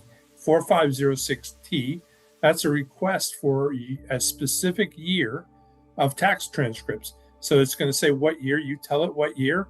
And if you have 3 or 4 or 5 years, you tell it each one separately. You'll have to fill out those forms separately. And then you send it into the IRS. And a very short period of time later, you'll get your tax transcript from that year. And that you can take to the Social Security Administration and fix the problem. Great question. All right. Hey, Good Farms again. If you are 62 now at minimum retirement age and they change minimum age, if you are not yet collecting Social Security, would that then apply to you? Well, there's no guarantee that it wouldn't, but in the history of all Social Security is that after the age of 55, they've never changed anything. It's been their policy not to change anything after you reach the age of 55 because it's just unfair to you. It's like it makes retirement and Social Security a moving target. So that's never happened. I doubt it will happen. But, Congress could change the law, but they're so afraid to do this because they're afraid that you will blame them for raising taxes that they don't do anything. So I doubt they're going to do something that will piss you off, which it would. But good question. All right. After 70, if someone still works, what will happen to the Social Security and Medicare tax? You pay it. Here's the caveat to that. You pay into Social Security even if you're collecting Social Security. But if you're still working, you're still paying the tax. Will that increase anything? It is possible, but it's also not very likely. You would have to have a year. Remember those 35 years. So if you don't have 35 years, adding a year is absolutely going to help you and will raise the amount that you get the following year. But if you have 35 years, you have to actually beat the worst year. And remember, they're prorated. So, if you had 25,000 in 1982 or so, that's more than 115,000 today. So you've got to have more than 115 to replace that. But if you have enough income after 70 to replace one of those 35 years in terms of the amount, it would then contribute to making you get a higher payout. But that's the only way it'll work. Otherwise, you're just putting into the insurance company, which is Social Security in this case, for the overall payout. which doesn't help you, but it helps everybody else. Alexis, Tom. So I plan to start collecting Social Security in October when I turn 70, and I recently became a widow. If I remarry someone who is collecting Social Security, would we both continue to receive our current Social Security benefits? Yes, absolutely. Won't affect your personal benefits at all. What will happen is after you've been married a year, your new spouse will be your spousal benefits will be attached to that. It really won't make much of a difference if you're both collecting, except if one of you passes away. After 1 year, if one of you were to pass away, then not only do they have rights to the spousal benefit, they have rights to the survivor benefit, which would be if you had a larger benefit than they did, they would inherit that when you died. Now, they don't keep theirs. You don't get two benefits at once. You just get the larger of the two. That's a great question. All right, Hagen Farms again. I'm married 9 years, divorced, not remarried, ex-spouse collecting Social Security, now deceased. Can she, age 73, file spousal on him? Ex-spouse collecting Social Security, now deceased. Okay, you were married 9 years, divorced, not remarried, ex-spouse collecting Social Security, now deceased. Can she, age 73, file spousal on him? No, because you weren't married for 10 years. To get divorced spouse benefits, you must have been married for at least 10 full years in a row, no exceptions. All right, Ahab, what the other spouse gets married? I think you mean what if the other spouse gets remarried? Can you still file for divorced spouse benefits? Yes. Their marital status has nothing to do with your spouse. If you were married for those 10 years, you have a right to spousal benefits, even if they've remarried. They could have remarried, been married 10 years to that person, and then remarried again, and both of you would have rights to the spousal benefit. All right, Sherry, good info, but maybe do a separate one for singles, as a lot of this doesn't apply. I hear what you're saying. Thanks for the input. Alexis, my wife was on disability and passed away in June. I plan to start collecting in October at age 70. Can I collect survivor benefits for June, July, August, and September? Yeah, it doesn't say. No, you can't collect June. The earliest you could collect would be July, and it's very possible, depending on when in June she passed away, it might be August that you can start collecting. The longer you wait, the worse it is. You should do it right away if that's what you're trying to do.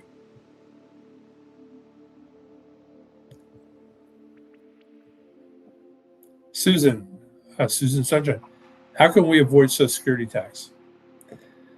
Look, there is no tax on Social Security unless you have provisional income that gets you to the taxable amount. If you have provisional income, meet with Justin.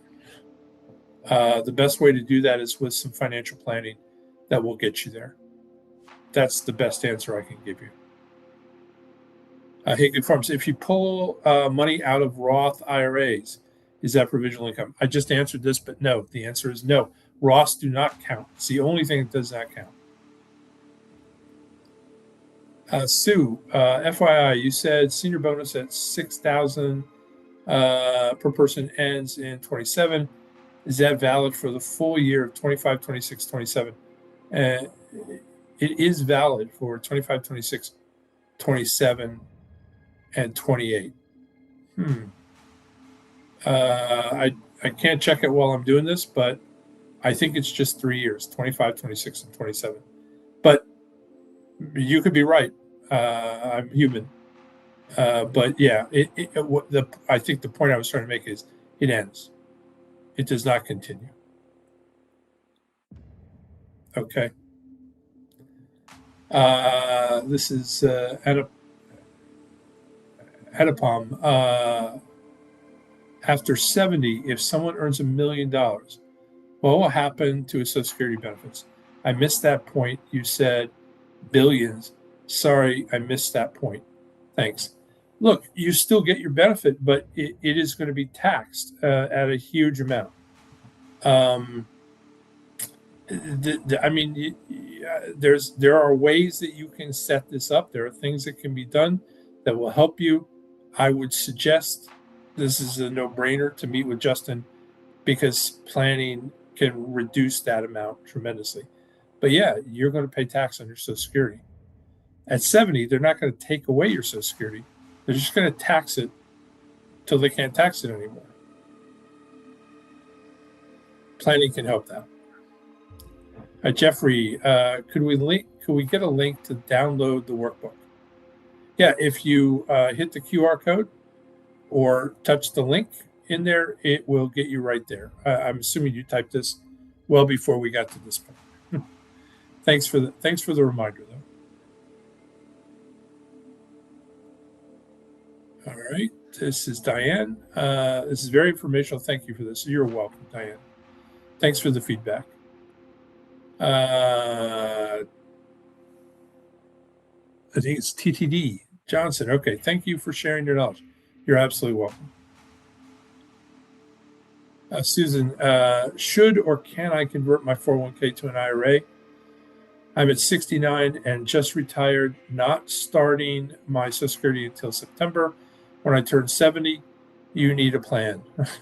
Please, you're the perfect example of who should be speaking and getting some planning. It's completely complimentary, Susan.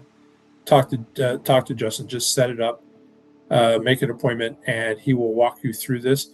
But you want to make sure that conversion is doing what you want. You want to look at possibilities, maybe some Roth planning at the same time. It's too complicated to do here. It takes hours and hours and hours. But the first step is to meet with him. Great question. Sue Johnson again. If you know you'd be working full time until at least age 70, if not 75, and don't need Social Security income to survive, on or before age 70, is there a case for going ahead and taking it at 6? Is there ever a case to invest it? Almost indisputably no. And here's the reason. You get an 8% increase per year. Not once. Let's say you invested it and you got 9% return. You don't get 9% every year for the rest of your life. You just get it for that 1 year. But by delaying 1 year, you get 8% every year for the rest of your life. I don't know what investment could ever compete with that. It's impossible. If you live 10 years, that's an 80% increase, guaranteed. That's impossible to beat in any investment. So the answer is no. Wait until 70. Now, at 70, it makes no sense to wait longer because there's no increase after that. JR, thanks. Thank you. Yeah, you're very welcome, JR. Brenda, my ex-husband was a state employee and only received teacher's retirement, which I get 1/2. Now he's receiving some Social Security. When did the ruling change that he can now also receive Social Security? It was passed into law January of 2025, and he actually got income going back to December of 2023. But good news, if you were married for at least 10 years, you may be entitled to some benefit. But you're getting half of it's impossible to know without doing some planning. But yeah, that's when the rule was changed. It was called the Social Security Fairness Act. Harry, how do I get a hard copy of the book? All I see is the download. Yeah, we have tried we've had a printer problem this year. Used to be that we pass these out, we mailed them to you. You can send me, if I have any left, send an email to support@einsteinworkshops.com, support@einsteinworkshops.com. But I will tell you, I don't know that we have any left. We've had request after request. I've done it. We used to get uh, we had so many problems with USPS that we just the address thing just kept coming up problems. We'd send them out and get them back, and send emails and rechange the address and send them out and get them back. And we just were spending so much on that; it was getting crazy. And USPS just did not seem to want to fix the problem. Um, but that's the answer. So happy to try if they're there. Happy to give them to you. Tina, a scan QR code, filled out info, but not able to schedule a date time with Justin. Here's the thing. Now, I don't know if you're saying it won't let you schedule a date and time. If that's the case, email that support at Einstein. Let me just give it to you again. Support at einsteinworkshops.com, and we'll and put your contact information in there. We'll reach out to you and get you on his calendar. Or if you're saying there isn't a time available, just pick any time, and then we'll give you with a note that you need to change it afterwards. You can go in and change it, and then we will reach out to you and get you set up. But that should work. Susan, thank you for everything. I've set up my appointment with Justin. Good deal. Thank you, Susan. I know that you're gonna enjoy it. Lori, thank you so much. Appreciate you, Lori. Appreciate the feedback. Okay, looks like we're getting to the end here. James, thank you. Appreciate it. Appreciate the feedback. Harry, thank you for the information. You are so welcome, sir. Okay.